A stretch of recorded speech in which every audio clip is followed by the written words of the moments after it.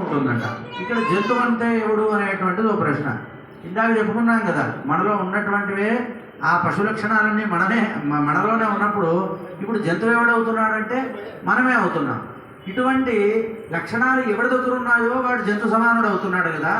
వీడేమో చక్కటి స్థితిలో ఉన్నప్పుడు ఏమిటి, మనం ఇప్పుడు ఇవాళ రోజున అనుకుంటూ ఉంటాం, వాడికి నా మీద చాలా ఏడుపు ఉందిరా అని చెప్పి.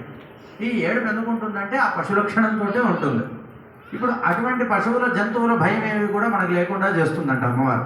అంటే ఓ రకంగా చెప్పాలంటే భయాన్ని ఎట్లా తొలగిస్తుందంట, మన వైపు ఎవడు తేరిపారు చూసేటువంటి సాహసం చేయడం అంటే చెడు దృష్టితోటి అట్లా చేయడం వల్ల ఏమవుతుంది, మన పనిని మనం హాయిగా చేసుకోగలుగుతాం.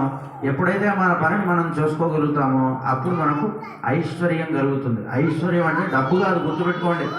దాన్ని అనుభవించేటువంటి యోగమే ఐశ్వర్యం. డబ్బు అందరికీ ఉండొచ్చు. అంబానీకి లక్షల కోట్లు ఉన్నాయి, కానీ అనుభవించే తీరిక ఆయనకు లేదు. ఈ జన్మకు దొరుకుతుందో లేదో తెలియదు. ఆయనకు ఒక రకమైన ఐశ్వర్యం, ఎందుకంటే ఆయన కింద 20 లక్షల మంది పనిచేస్తున్నారంట ఆ రిలయన్స్ అనే సంస్థలో. పక్కవాడికి తిండి పెట్టడం కూడా ఒక ఐశ్వర్యం. అంటే వాడు అనుభవించేటువంటి యోగం ఆయనకు లేదు. లక్ష్మి ఉంది. అట్లా ఎక్కడైనా అంతే, లక్ష్మి ఉంటుంది. చక్కగా ఓ బెడ్ ఉన్నా కూడా వాడికి దాంట్లో మోకాళ్ళ నొప్పులు కీళ్ళ నొప్పులు ఉంటే ఆ పరుపులలో పడుకోలేకపోతే ఎందుకు ఆ పరుపు బయట పారేసినా ఒకటే, ఇంట్లో ఉంచుకున్నా ఒకటే, అది వాడికి దరిద్రమే.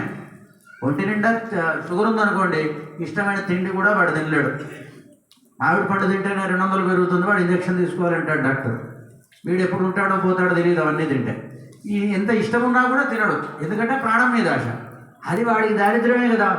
చేతిలో ఉన్న అన్నీ కొనుక్కోగలిగే స్థితిలో ఉన్నవాడు తినలేకపోవడం. అమ్మవారు ఏం చేస్తుందంట, అటువంటి దారిద్ర్యాన్ని తీసిపడేస్తుందంట మన దగ్గర నుంచి. దరిద్రాన్ని తీసిపడేయడం అంటే, అయ్యో గుడిసెలోనే ఉన్నాము అంటే, ఒరే గుడిసెలో ఉన్నా పర్వాలేదురా, నీకు చక్కగా ఇట్లా పడుకుంటే నిద్రపడుతుందంటే నువ్వు ఐశ్వర్యవంతుడు. ఇంత తిండి దొరికి తిన్నది నీకు అరుగుతోందంటే నువ్వు ఐశ్వర్యవంతుడు అని చెప్తోంది అమ్మవారు. అట్లాగా దారిద్ర్య దుఃఖ భయాలన్నీ కూడా తీసేస్తుందంట. ఇదే దారిద్ర్యం ఇప్పుడు నేను చెప్పింది. దుఃఖం ఏమిటి, వాడికి ఉన్నది నాకు లేదనేది పెద్ద దుఃఖం. అన్నిటికంటే ఉన్నదాంతో తృప్తిపడ్డవాడి అసలు దుఃఖం అనేది వాడికి రాదు. ఈ దారిద్ర్య దుఃఖాలన్నీ కూడా తీసేస్తుందంట. దుఃఖం వచ్చింది అనుకోండి, భయం కూడా వస్తుంది. అయ్యో ఎప్పటికైనా నేను రిచ్ అవుతానో లేదో, ఇలాగే పూర్గా ఉండిపోతానేమో. పూర్గా ఉండట్లేదురా, నువ్వు ఆల్రెడీ బాగున్నావంటే అది వాడు వినడు. వాడు ఎప్పుడూ భయమే వాడికి, రేపేమవుతుందో అనేటువంటి. అమ్మవారి పాదాలను ఎవడైతే పట్టుకుంటాడో, అందుకే చెప్తున్నారు దుర్గా దుర్గా దుర్గా అని ఎవడైతే అంటాడో వాడికి దరిద్రం ఉండదట, దుఃఖం ఉండదంట, భయం ఉండదంట. ఇవి లేకుండా ఇంకేముంటాయి చెప్పండి, కోరికలు అన్ని దీంట్లోకి వచ్చేస్తాయి. అటువంటి అమ్మవారిని దారిద్ర్య దుఃఖ భయాలన్నీ కూడా తొలగించాలని చెప్పి దేవతలందరూ కూడా స్తోత్రం చేస్తున్నారు.